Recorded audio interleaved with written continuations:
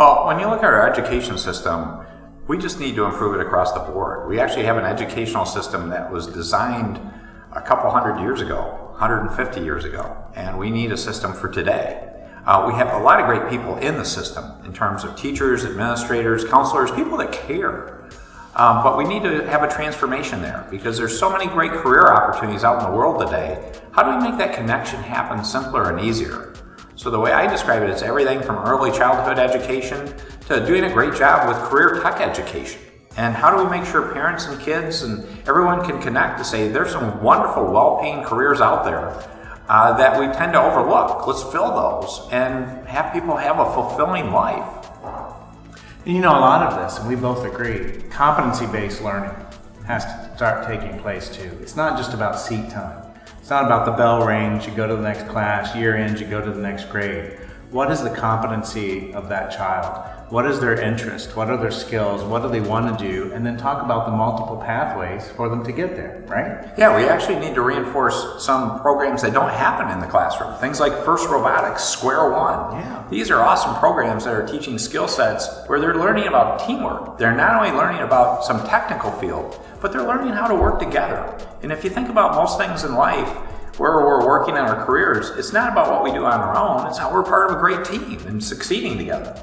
And a lot of this is just changing the language. I mean, far too long we've talked about, okay, we're going to get you ready for your career or you're going to get ready for college.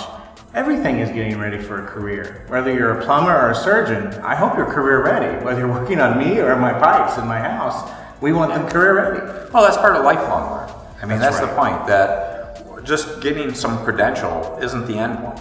And quite often, if you look at the careers today, you're going to have to make a couple transitions during your lifetime to learn new skill sets. Automotive is a great illustration, but you had to learn about robotics. What you're going to have to learn about mobility and intelligent vehicles is transforming that, but it's exciting. That's right. When you see the look on people's faces about these new technologies, it's really cool. So if we get away from an either-or pathway and start talking about these multiple pathways, you touched on some really great jobs that have kind of gotten a bad stereotype over the years, and we need to change the conversation on that too. Yeah, well, that's one of the exciting things, Roger, that I think you really took the lead on with a great group of people is the whole concept of the skilled trades. They should be called the professional trades. That's right. It's not just about saying it's about skills. These people are professionals, and they're in well-paying careers.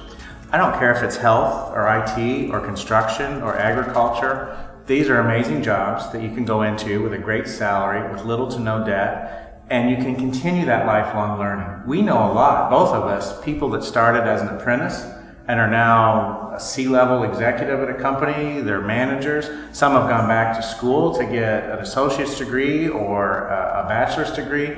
So there's multiple pathways.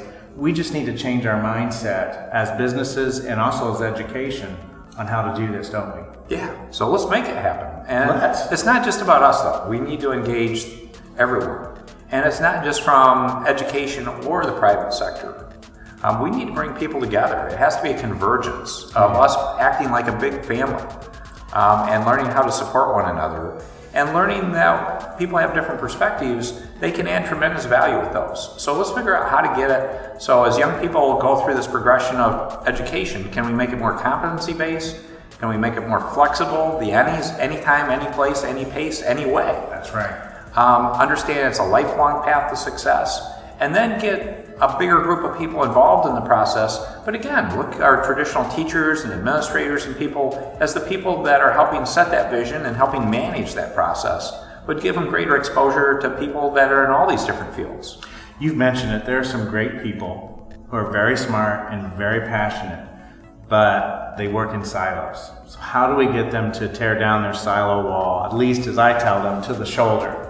So you can see the other people, you can talk to the other people, you can hear the other people, because this is going to have to be a collaborative effort. No one person or no one stakeholder is going to get it done. Well, that's where innovation happens. It doesn't happen in the silos. It happens in the space in between. That's right. And that's where you make something new and exciting, and that's the future of Michigan. Let's go do it. Let's go.